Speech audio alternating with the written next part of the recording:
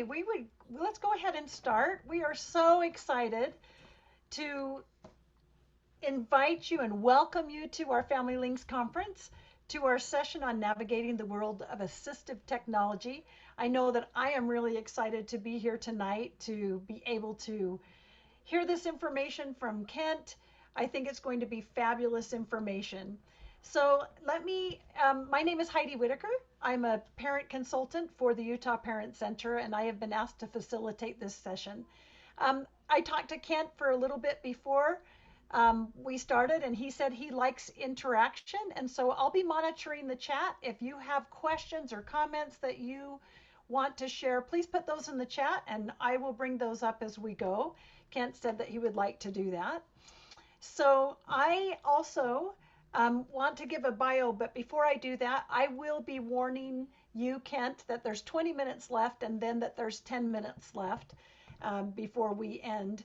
And then we do have a poll at the end, and we're going to definitely have some prizes that can be sent to parents, and so that will be decided later as well.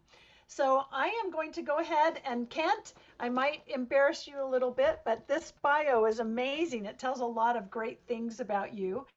So let me tell you a little bit about Kent. Kent Remund has worked in the field of assistive technology for the past 24 years in a variety of settings. He is the current project director for the Utah Center for Assistive Technology, which is UCAT. He was the project director for the Assistive Technology teams, UAT, for 6 years, assisting teams, students, and LEAs across the state. He has his master's in rehabilitation counseling and is an assistive technology professional with the Rehabilitation Engineering and Assistive Technology Society of North America. He has extensive experience evaluating and assessing children and adults with the appropriate selection of assistive technology tools. So Kent, we're going to go ahead and give you the floor now. Take it away, and I will go ahead and manage the chat. Okay, sounds good. Thank you. And like she said, like Heidi said, if you have any questions along the way, go ahead and ask those. I love participation. I'd love to kind of divert from my PowerPoint if needed and answer questions. Death by PowerPoint's never that fun, but that's the Zoom era that we're in right now. As I go through these slides, I'll talk a lot about the Utah Center for Assistive Technology, and we invite you all, if you have groups that would like to come in, now that we're starting to do things in person again, to do some trainings or to show people around our office and see with some of the new latest technology. It's a little bit hard with the Zoom. I will try towards the end, just depending how much time we have. I've got some slides that we can kind of go over, and I can show you some of the latest and greatest. But let's jump into this really quick, if it'll work. Technology guy, I always have a problem with technology, right? So just to give you an idea of what I plan to go over today, an overview of the Utah Center for Assistive Technology, which I work for. I'm the director of, as Heidi mentioned.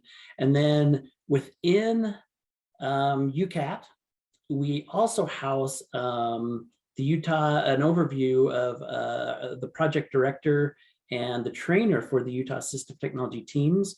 We support teams across the state. I'll talk about them and kind of give you information about that. Other resources for assistive technology across the state. We actually have an amazing state with a ton of different supports and services and areas that you can go get different types of assistive technology. I'll go over all over those. I think it's very important to share all the other resources that we have. Then we'll get into just some different areas that I think are important. And then, as I mentioned, if we have some time, we'll do some show and tell type stuff. One thing that I want to mention with Zoom, it's difficult for training, and I'm going to do some generalities with my information today. But really is what I want to focus on is that as assistive technology professionals or the Utah Center for Assistive Technology, a lot of times when we get a referral, and we'll talk about this whole process in a little bit, Our goal is to look at the individual and find out what their needs are, specify the technology that we need for that individual. Again, I'll be talking in very big generalities, but please know that if you refer somebody to UCAT, or if you wanted to bring a family member in or yourself, we're going to focus on that individual and find out what's going to make them most successful. I just kind of wanted to just go over that really quickly. If we get halfway through this and you think, oh man, this is just so general and I don't know if I'm gaining too much, I want to give just a grand overview of what's out there. And then again, we're happy to do evaluations for individuals to see exactly what's going to work for them. So Heidi talked a little bit about my experience. I'm just going to go over this really fast. I started my career in assistive technology at Options for Independence, an independent living center up in Logan. I was lucky enough to get a job up there as their assistive technology specialist, and I found my passion in life. And that was back in '97. I worked there for a couple of years, and I just loved the field. I loved technology. I loved working with people with disabilities, brainstorming things, coming up with ideas, building things with my hands, just the interactiveness of the field of assistive technology. So I started at Options for Independence, and then I had heard about the Utah Center for Assistive Technology and had worked just a little bit with them, did some training with them while I was at Options. At the time that I first heard about UCAT, they were up in Sugar House area, and then shortly after they moved into our building where we're at now, the Judy Ann Buffmeyer building at just off Redwood Road and Fifth South. So I was lucky enough to get a job there. I started as the shop guy. I'll tell you about some of our shop projects in just a little bit. And then I got the job as the director for UCAT. Continued to do and very active in evaluating individuals. And then after that, Craig Bogard, which many of you may know or remember or know the name, he retired. He was the project director for the assistive technology teams across the state of Utah, kind of started that project. Once he retired, I thought that was a great job. So I applied for and got that job, did that for about 5 years. And then again, I'm back at director for UCAT. So move around a lot, apparently. So let me get started. I always like to start off all my presentations, no matter who I'm talking to, of what is assistive technology. We go over this really quick. It just kind of lays the groundwork for what assistive technology is. It basically has two parts, the device and then also the service. And so if we look at those, and this is the federal definition that goes along with that. So the boring definition of the device, you can read on your screen there. I'm not going to read these for you. Just kind of give you an overview, but it's any piece of equipment, anything that we use, that we take off the shelf. We may build it, we may customize it, but whatever that is that we want to implement for the individual is just the stuff that goes along with that. And that may be the wheelchair, it could be the walker, it could be accessibility for a computer, it could be communication, you name it. It could be just a straw, right?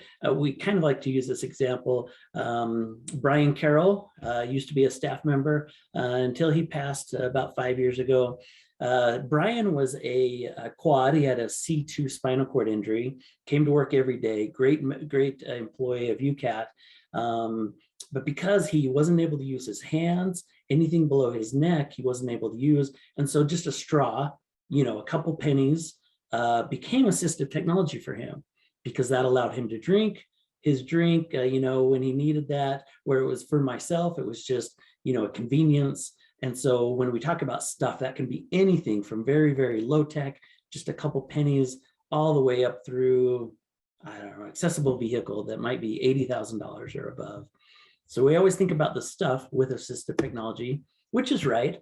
And I'd mentioned a little bit about that low, medium, and high tech assistive technology. Typically that straw can be low tech. Medium tech usually starts to require a battery and some programming, but very basic, also low cost. And then we talked about the high cost assistive technology, from adapted vehicle to, even a computer, $1,000, or an eye gaze system where somebody can move their eyes to control what's on the screen to communicate, $15,000.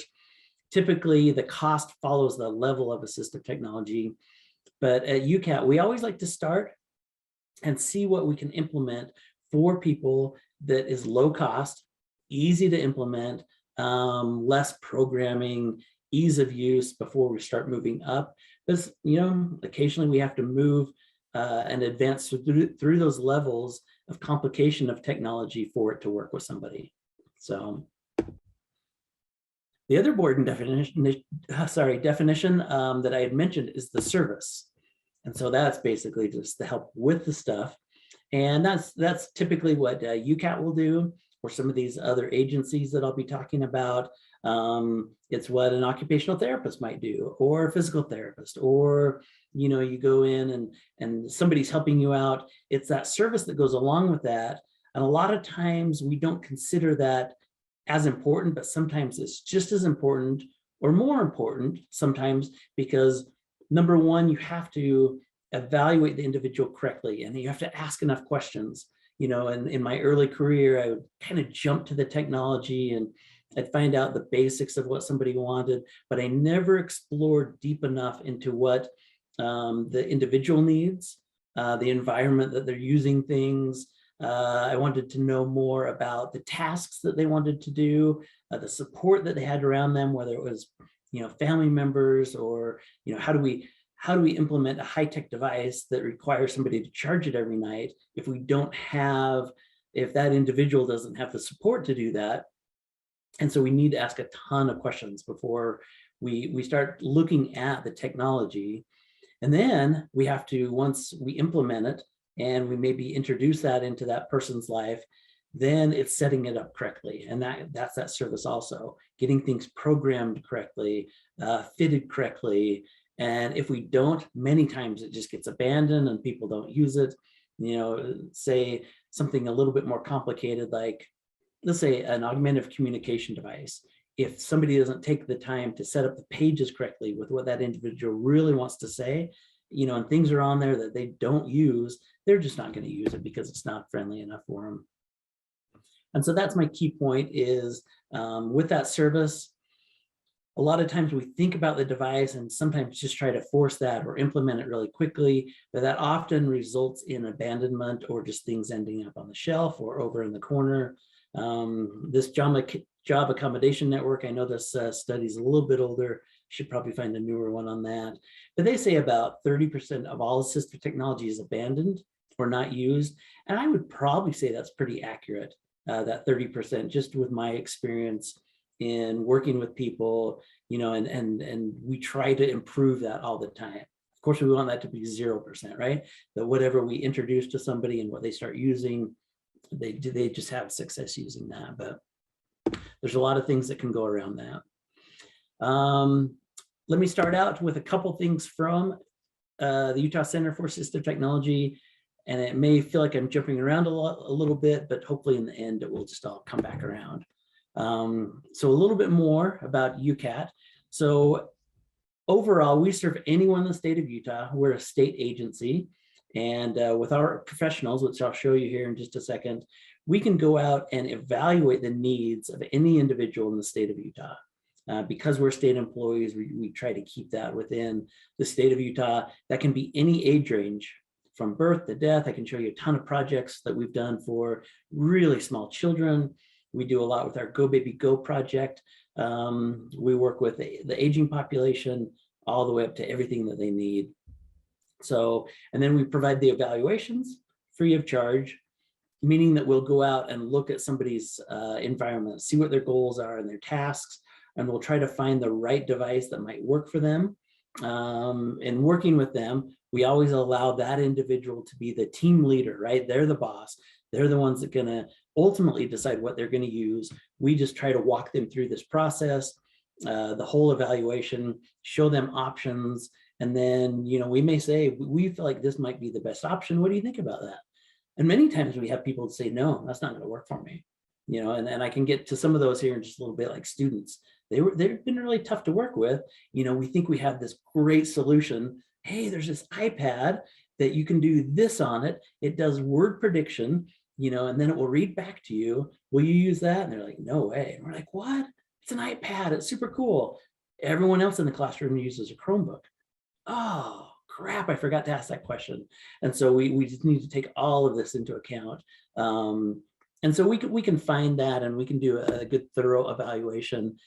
Our goal is all about independence, whether it's for children, students, elderly. We don't go in, we don't focus just on work or school. We can go in and we just want to give somebody the ability to be independent, to do anything they would like. If we have an individual that, let's say they have ALS, they've lost the ability to control the remote control on their television. We want to do anything we can so that they can control the television, maybe by voice. So then they don't have to call to their spouse or a partner or a loved one to come in and change the channel every, half hour or whatever that might be. We're just looking at all independence. And that goes across the board. That's very, very important to us. And that's kind of the key word for us, is just independence. We have a loan library of a ton of equipment. So when we do an evaluation, we want to have the individual try it out to see if it's going to work for them in their own environment. So they can come into our office and we can show them some things, but until they take it home and they try it, we never know if it's going to be successful. And that goes back to that service of the assistive technology to make sure that it's going to work for them, so that we feel very confident in writing up our report that we might do. And I think there's a slide later on, but I'll mention this now, that for UCAT, we have all of these services that we provide. The one thing that we are lacking is funding for the devices.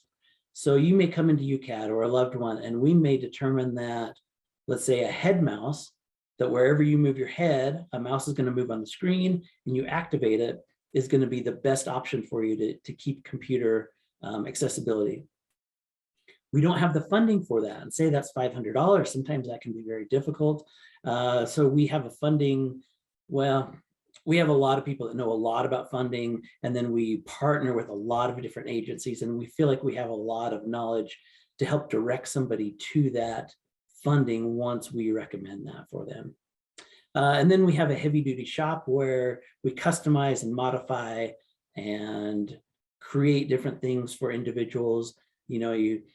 You put 10 individuals with a certain disability, let's just say cerebral palsy, in a room. They're all going to have different abilities, different wants and needs. And sometimes we take something off the shelf and we have to customize it or build something new. And that helps us create that device and find that success with that device. If we can customize it, maybe mount it in the right position or do something where somebody can use it correctly. So any questions so far, since I've been rambling? Hey, Kent or Heidi, can you put the address of where UCAT is, please, in the chat? Yeah.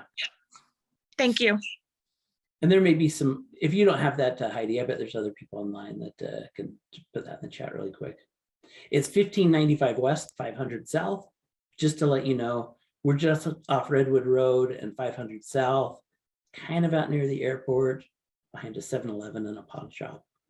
So, but somebody will put that in the chat there. And then there's some information at the end. And I also sent my PowerPoint along with some other resources to somebody. I don't know, it was a Family Links email address. I don't know who has that or where they'll end up, but they will end up somewhere. So this is our staff, our current staff that we have at UCAT. Let me just go over them really quickly. We have Jay Wheeler. He is our occupational therapist at UCAT. Great guy. He does just a little bit of everything, but the majority of what he does is occupational therapy type work. So he does a lot of home work stations. He does a lot of adaptive driving, device fabrication. Man, we should be better with our Facebook page. He just creates these really cool devices. The other day, he built this seat for an individual, a child that was maybe 6 years old. It was fully customizable as far as the positioning. And then we had an iPad in front of her with some mounts, and she was able to use it. Oh, and she had low muscle tone. And so he had these things that he and Tom Bowman, that you can see there, 3D printed, that had some elastic bands that allowed her to move her arms around. It was really, really cool. And I know that her mom was going to send us some videos of that. You can follow us on Facebook, and we do okay posting videos and our projects, but we should do much, much better with that. But Jay, he does just OT type stuff, a lot of building things. As far as UCAT, we're all out in the community a lot. I'd say we spend at least half of our time outside the office in people's home. We can travel across the state of Utah to do evaluations, help people set up things. The next person we have here is Bryce Clayton. He's fairly new to UCAT. I think he joined us about 6 months ago. He was a vocational rehabilitation counselor that decided to come over into the world of assistive technology. Currently, he's doing vehicle modification evaluations. Many of you probably know Ken Reed. Unfortunately, he passed away. Oh, I don't know. That was maybe a year ago. My time frame is totally off with things right now. But he filled in for Ken. Of course, we lost so much knowledge and experience with Ken that Bryce is trying to pick up some of the things slowly. But right now, he's doing just vehicle modifications and directing people, teaching them, showing them what the possibilities are based on their situation. We have Tom Bowman that does just a little bit of everything. He's really, really great. An AT specialist in general, does a lot of 3D printing, builds things in the shop. We have a computer loan program. It's very specific for vocational rehabilitation clients, but he helps a lot with that. We kind of call Tom the Swiss Army knife of UCAT. He just does a little bit of everything, fills in wherever we need him. We have Ed Whiting here. He's the shop guy now. I told you that I started out as the shop guy. Maybe one of the greatest jobs in the state of Utah. I don't know. But this is kind of, for those of you that know MacGyver, it's kind of just a MacGyver area where he'll take things and tweak it and twist it and bend it and just create projects that work for people. He's a recreational therapist by education, and he does a lot of our home evaluations, figuring out ramps and lifts, ways that people can use their space at home better, bathrooms and bedrooms and ceiling lifts, all sorts of stuff like that. Really, really great, expert on that. And then you have me as director, just a guy, paper pusher kind of. Michael Offit, he does a lot of computer type stuff. He does a lot of the computer loan program that I'd mentioned that's very specific for voc rehab clients, but just a wizard with the computer type stuff, smart pens, educational type technology. He recently did a video for us on our YouTube channel. If you search just for Utah Center for Assistive Technology, he did a video for us on Read and Write for Google, a program that will read things back from your computer. You can speak into it. You can do dictionaries and picture dictionaries, a very, very powerful program.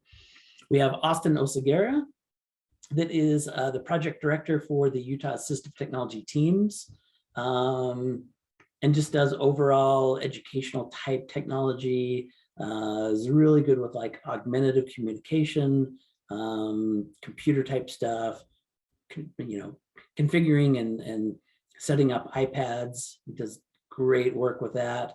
And then with all those hooligans, then we have the wonderful Julia Pierce here that helps out she's the trainer for the Utah Assistive Technology teams, and just invaluable for us at UCAT. Just has so much knowledge and experience with so many different things, communication, just keeps us grounded, I guess. So, and then I need to put on here, we have a new employee also, Diane Ship, and she's an admin professional for us.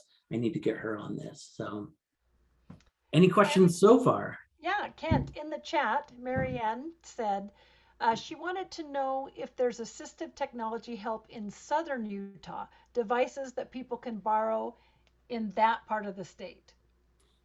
In southern Utah, well, so let me give you two things for that. We travel the state. Typically, we're in the St. George area with our massive state. When we say southern, we're in the Cedar City, St. George area at least once a month, and we support that area really well. We can get over to the Blanding Bluff, wonderful, beautiful area. In fact, I often volunteer. If you need me down there, I could probably find it in me to travel down there. But we're down there just whenever we're needed. Ed Whiting was down there not long ago supporting some clients. We can always deliver it. We can ship it. I'm going to get into the Utah Assistive Technology teams next. And so if they're school aged, there should be devices and help in the schools, and then they can reach out to us also to get devices and support the individual if they're preschool through high school 2021. So I hope that answers your question. Beyond that, not too much. And I have a slide that talks about there is some support through the Utah Assistive Technology program in the Uinta Basin. They do have a little satellite office out there, I guess I could call it. There's some good supports out there. And Logan, they have some great one, but anyway, I'm rambling. So Yeah, is there another question? Yeah, so Marianne was wondering about the Cedar and Enoch areas for an adult is what she added on there. Yeah. And then Julia, of course, answered it and said, yes, there is support for adults. So yeah, and we'll get down there. Even if we have to make a day trip to get down there and have you try stuff, we're happy to do that. So we cover the whole state, and I feel like we do pretty good getting there in a timely manner. And so I'll have our contact information. You could reach out to us and we could set something up. And if you know what it is, you just need to try something, I'm always happy to throw something in the mail just to get it down to people to let them try it out and then support them either through FaceTime or telephone or email or whatever. Is there another we need to address right now before we move on? Okay, let me move on. So I talked about Austin and Julia, and I think this is a good place to segue. Whoops. Let me figure out why it's not advancing. To talk about the Utah Assistive Technology Team Program across the state of Utah. So first of all, you can go to uatt.org to find out a little bit more information on this. And I'll get into this just a little bit, but UCAT helps support the Utah Assistive Technology teams through an interagency agreement that we have with the Board of Education. And they help us fund some with salaries for Julia and Austin. And then Julia and Austin have the big task of supporting these teams that are across the state of Utah. I'll get to that next. I forgot I added this one last minute. So I'll tell you a little bit about the teams and how we support those. But something really important that I'd like to talk about is in the school system, students with disabilities, they need the support to be on, try to make it a level playing field.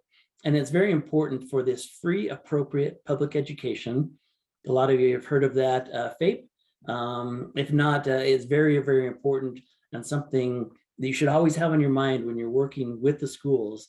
And when schools are creating the IEP for your student, for your children, we look at assistive technology on a case-by-case in what an individual might need, what the student needs. And it's very important to look at this free, appropriate public education because it's within our rights to have the IEP and have a good evaluation done if that student needs assistive technology or other supports. There's many other supports, but we'll focus on assistive technology to have that written in, so then they get the support and they get the devices that they need. That is the goal, that is the magic, that's the dream, and we hope that happens. It's difficult. I won't go into that. That's a whole other presentation. And that's what you guys have the Utah Parent Center for. You have that support through them. And man, great support it is to have somebody in that IEP with you that has some of the knowledge and the experience to help advocate for that student, your student. So the Utah Assistive Technology teams, there's 30 across the state of Utah. This is a general idea of where those teams are. So you see there's many across the Wasatch Front, and then gets a little bit sparse in rural Utah, but every school district has access to an assistive technology team. So if you're in Medicine Hat, Utah, or you're, I don't know, in Rich County somewhere, you have access to an assistive technology team that has professionals on it that can evaluate a student. And I'll tell you a little bit more about that. Julie and Austin and myself, we support these teams. And sometimes we'll go out and meet with individuals or students to try to find out what's needed, and then have that written into the IEP so that then the school districts will support that student in getting what they need. So those are your 30 teams across the state. If you go to uat.org and click on teams, you'll see team lists with contact information on how to get with each of these teams. Let me just go through this really quick. Again, just it's mandatory that school districts support students that have an IEP or 504. 504 is a little bit different, but the IEP, and they get money every year to support students. And we're just trying to level that playing field with students to get them the support that they need. So, and again, we look at that individual, and that's the goal, is to find out what their needs are. There are some school districts that have tried to incorporate, and we'll talk about this in just a little bit, and it's actually very beautiful, universal design for learning. And we'll talk about that just a little bit, but that's beautiful, where we try to encompass as many students as possible. And then if there's one or two or three, or there's outliers needing support, then we direct specific support to them. And again, with always having a trial device for individuals to try out is very, very essential for a good evaluation. Typically, these teams have 7 to maybe 14 team members, depending on the size of the school district. A lot of times they have speech pathologists, occupational therapists, physical therapists, psychologists, special education teachers.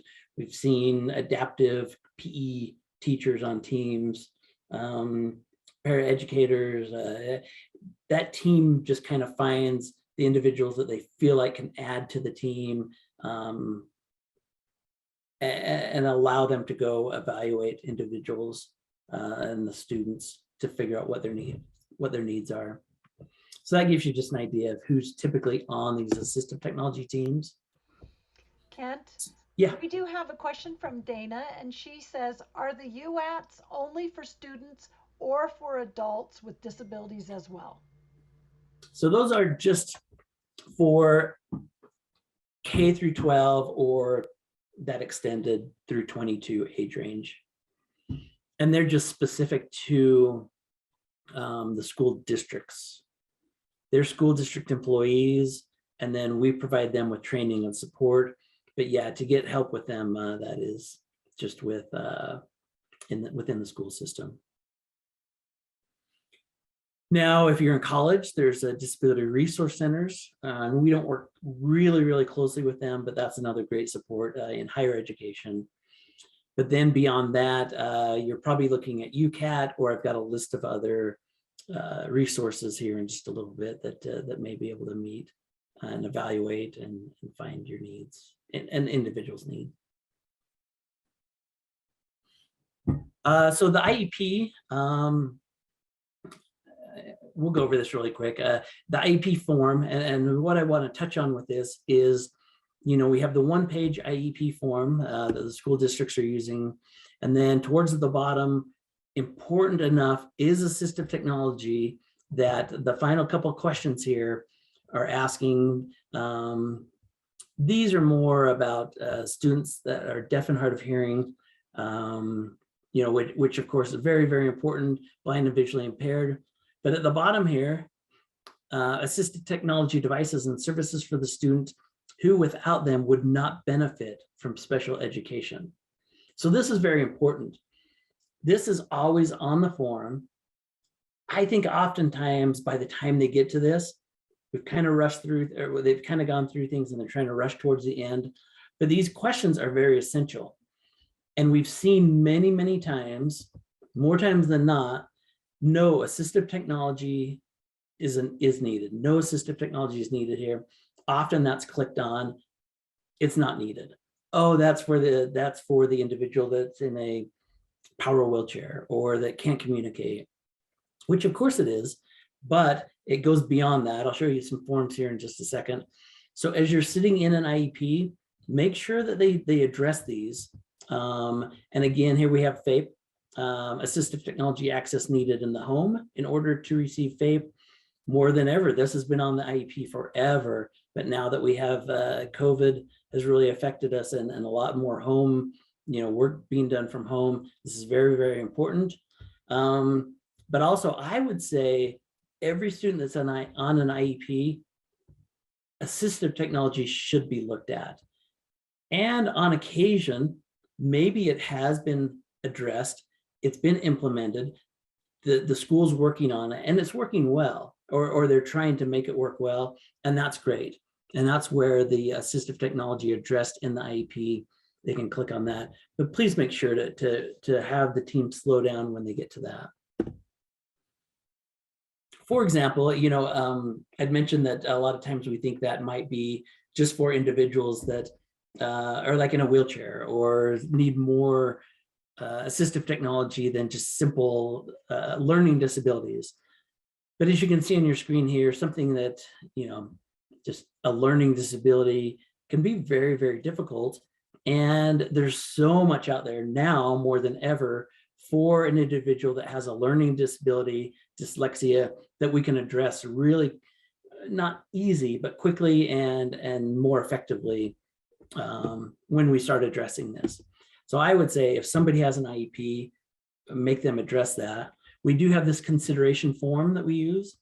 And I sent this to be shared, but this is a consideration form that looks at areas that might be on the IEP, from reading, written expression, math, executive functions. You can see all the others here. But then we start with ideas of what that student might need to help them. And this is to get us thinking about other technology that might be beneficial. Let's say for reading, pictures with symbols, talking electronic devices, things that will be read back from the device, all the way up through speech to text, which is a little bit more complicated, but now it's built in almost everything. So we try to share this consideration form as much as possible to start giving people ideas of what to think about when they're sitting in the IEP. So I'm sure that will be shared with all the participants. Yes, we put the link in the chat. And also you have 20 minutes left. Okay. And then I do have a question that came from Deanna. Okay. And she said, one time we used language in an IEP that assisted technology answer will be changed after a formal assisted technology evaluation. Is that still relevant? The assistive technology language She will said, be. one time we used language they wrote in the IEP that assisted technology will be changed. The answer will be changed after a formal assisted technology evaluation. So they put it in first. And then the answer, whether yes or no, they said we're going to put that in after. Is that still relevant? Is that okay to do? Is what I'm thinking she's saying. Deanna, if I'm wrong, chime in. No, I think so. And from what I'm understanding is you address the assistive technology, and it's really, and correct me if I'm wrong, but it's saying we've requested an evaluation be done by the assistive technology team. We will address that later once we find out what their recommendations are, to then change some language as far as what will be written into it. If that's the case, that's beautiful. That's really, really great, because it kind of holds them responsible for that, right? We've requested an assistive technology evaluation from the assistive technology team. Then when you go back in, hopefully it is before that, but before you do, when you go back in to review the IEP again, they can go back and monitor that and see, oh yeah, we asked for this evaluation, what was determined for the individual. So if I'm understanding that right, that's really, really great, but they could ask a follow-up question if needed.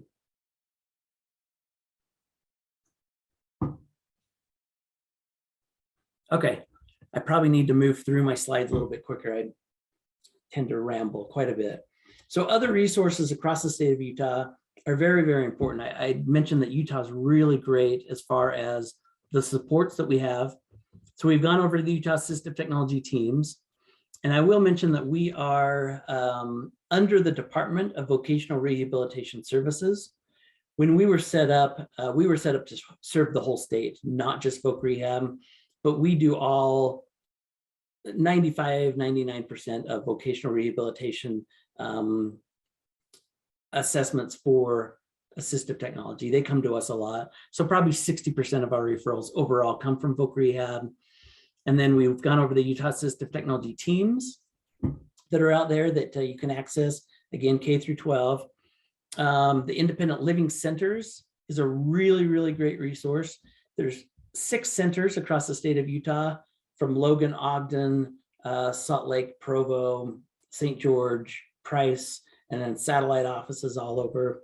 But each independent living center has an assistive technology professional or specialist at the center, at least one. And the Utah the Utah Independent Living Centers have a fair amount of money that is earmarked each year to assist individuals that need assistive technology. And so they can meet with the center. For example, today I went out and met with a lady. Ultimately, we think she's going to need a stair glide in her home, split entry home, to access their home. They are all about independence. The Independent Living Center, you know, you're the boss, whatever you need to be independent. You know, they're not going to ask for doctor's notes. They just want to keep people in their home, keep them independent. I believe with this individual, her and her husband needed this to get up and down the stairs. A stair glide is going to be probably recommended. And I'm guessing that the Utah Independent Living Center will fund that. So there's always those centers. I sent in information on those, or when you get this, you can click on these for links. DSPD does some great resources with assistive technology. They've had an assistive technology specialist on staff in the past, but I think they've gone now to just the support coordinators. So if you have services through DSPD and need assistive technology, I would reach out to your support coordinator or the family support coordinator and see what they can do to push that through the RAS committee or whatever their process is now for assistive technology. But they're a great funder of assistive technology for individuals. Division of Services for the Blind and Visually Impaired has assistive technology specialists, as well as the Sanderson Center, DSDHH, great assistive technology assistants. And then we can't forget the Utah Assistive Technology Program that's based out of Logan at Utah State University. That's where their main campus is. This will give you a bunch of information on that. And then, as I mentioned, they have a little satellite office in Uinta with one individual out there, but he does some really great stuff. He's got loaner devices, has a shop that he can customize things, and he's always looking to do work, whatever that might be. And I know he travels clear down to Blanding Bluff area also if needed. With the Utah Assistive Technology Program, and I think they still call it that, they've kind of changed their name, and I'll never remember it. It'd probably take me the rest of my career to remember their, I won't even try. I'll just butcher it. They've changed their name. It's very difficult now, but I think they still kind of use the Assistive Technology Program. They have a unit that does refurbished mobility devices. And so people donate devices, let's say an electric wheelchair that has tilt and recline. It could be $15,000, $20,000 brand new, lightly used. They'll put new batteries in it, and then you can get devices from them for around $500 that has a new battery, is fully cleaned up, make sure that it works properly. So really, really well, well-priced mobility equipment. I think a manual wheelchair is $100, $75 or something like that. The Logan campus has a great area that they can customize devices. And then this is another grant that we use quite a bit. They will offer $500 for any assistive technology device that they have found is beneficial for the individual. This is a financial based qualifications for that. So it's 150% poverty level. But if you click on this link in one of the publications that I shared with you, it will give you a breakdown. But we use that grant quite often. Just this month, I've gotten 2 iPads with communication devices on them for individuals using that grant. And then they have low interest loans for families that might need higher cost items like an adapted vehicle or so. I'm gonna have to really go through these quick. I got about 10 minutes left. And I think I've gone over all this for the most part, just what we provide. The loan bank, I've gone over, very essential that we use this and allow people to use the device before we determine success with that. So assistive technology in general, it's helping people increase, maintain, or get independence all along the lines. I think we've talked about that enough. I'll go over these really, really quick. We typically put these assistive technology in 7 different categories. The first that we talk about are augmentative alternative communication devices. From low tech, just a piece of paper, printouts that might have pictures on it that we can have people point to or communicate that way. We have mid-tech type assistive technology where we can program voices into these. These are Go Talk, really, really great. We can program the voices in. We want it to be age appropriate, that would kind of match the individual that's going to use it.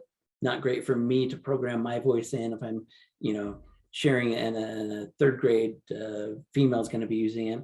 So we maybe have a classmate, record things into the device there. And then we have higher tech communication. This is one of our local companies, Cough Drop, really great app that goes across different platforms, as you can see there. And then we have really high tech, probably maybe the most famous or popular user of high tech communication was Stephen Hawking's there. So aids to daily living, we have all sorts. Yeah, go ahead. Sorry, didn't mean to interrupt you. That's okay. Marianne is asking if there's any programs available to purchase iPads at a lower cost that are used for communication. At a lower cost, I don't know. I don't believe so. And I hope maybe with the experience that's in this Zoom meeting, people could share. I know there's ways that people get lower cost iPads. There's that grant that I talked about. It's quite difficult. I've heard of other agencies or not agencies, but we may have to answer that later. I hate to just throw some things out there when I don't know 100%. If some people in the chat could maybe put some ideas. Sorry, I don't have too many great examples for that. And it's quite difficult. Typically, I use that small grant from UATP. And if we can't find that, I don't know, KSL and just some lower priced. I don't know. I'm sorry. I don't have a great answer for that. Thank you for trying. That's great. We have about 5 minutes left, Ken. Okay. Very important with assistive technology devices are just aids to daily living. You lose the ability to zip up your jacket or a sweater, because you've lost that fine motor skills. There's all sorts of things out there like that. We can help people explore that. Electronic aids to daily living, just turning lights off, controlling the TV, VCR, stereo, CD players, now Netflix, phone calls, turning the temperature up and down. 5 to 10 years ago, this cost $5,000 to $10,000. Now we have Alexa that's, $30, and we can install light switches in the wall. For $100, we can give people some pretty good access to their home. So we've seen technology come a long ways like that. We do a lot of alternative computer and tablet access, whatever it might take for an individual to use something to allow them good success. This device here, finally can see my mouse. It's called a glass house, kind of weird looking, but we're seeing a lot of success with this, with individuals that want to move their head and control a mouse on their computer or tablet. And then they can bite on that switch, or this individual has a puff switch. They just blow into that, and then that is like a mouse click. So we have tons of different options for people to use computers and tablets, or we'll customize it if we need to. Seating and positioning is very important with assistive technologies, making sure that somebody's in the right position to not exacerbate maybe their disability or make them just more comfortable. Ramps and lifts, ceiling lifts, stair glides, door openers, home accessibility. So that's quite key. Mobility aids, from wheelchairs to knee scooters to walkers, canes, you name it. So let me finish up on universal design for learning. Many of you have maybe seen this this little cartoon, but we talked about schools, right? And we have different strengths for each individual. For myself, I had some pretty minor learning disabilities. My testing skills were horrible. My reading skills were horrible. And back in the day, when I was in school, it was, here's your book, read this book, give me a 5-page written report on it. That was the end of me. That was the death of me, right? First, I had to read this book, read the page, turn the page. I have no idea what I just read, so I had to get help and then try to report, which is awful. But these days, there's universal design for learning, where many schools, every student in the whole school district has the ability to have the computer, what's on the screen, read back to them. And so an auditory learner, yeah, I'm a great auditory learner. So if I hear it, I can retain it and really, really well. And then to present it, some of the great teachers are saying, you can give me a written report, that 5-page written report. You can do an oral report. You can do a presentation. They just want to know that you're the information that you're getting, that you're retaining, and then you can share that and to be graded on something like that. And so it's wonderful that we're starting to see this universal design for learning in so many devices.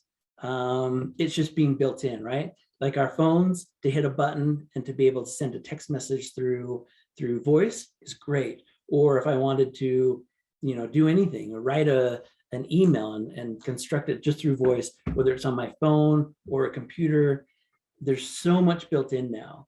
We have in Google Docs, so much is built in. Microsoft Word now has immersive reader, which anything that's on that, it will read back to you. You can do speech to text, so you can type out the whole report just through voice.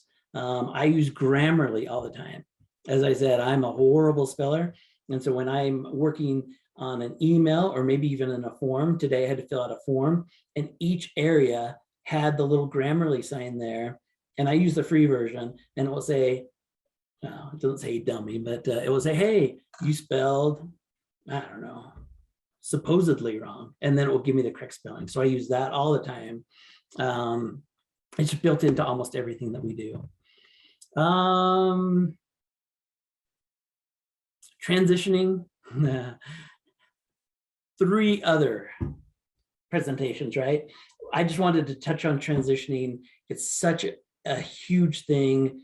There's so many places that can help. The Utah Parent Center probably has some great supports. If you click on this, if you get my documents and click on this, that actually takes you to the Utah Parent Center, which is a list of ways and areas that people can use to transition.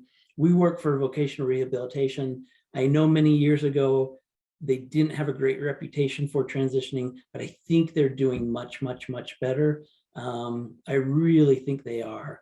And I'm a very skeptical person. So if they were still failing, I'd be the first to say they're not doing a great job. But I think they're doing a wonderful job. Our counselors, we're training them so that when they're sitting in an IEP, so they go, hey, what assistive technology are they using? Oh, they're using a computer, a Mac. I've been involved in many of these. They have a MacBook. Voc Rehab should probably buy them a MacBook as they're transitioning out from a senior into their adult program. I've seen it happen a lot, and they're doing a really, really great job. Shop projects, I don't know, a cookie eater or a cookie feeder out of a PVC pipe that maybe costs $10 less. We built stairs for this teacher just to give her full access to the board. She's a little person. There you go, even pets. Austin did this one for his friend. Just thought I'd throw that one in. A bike trailer, you know, so you can still recreate with your family.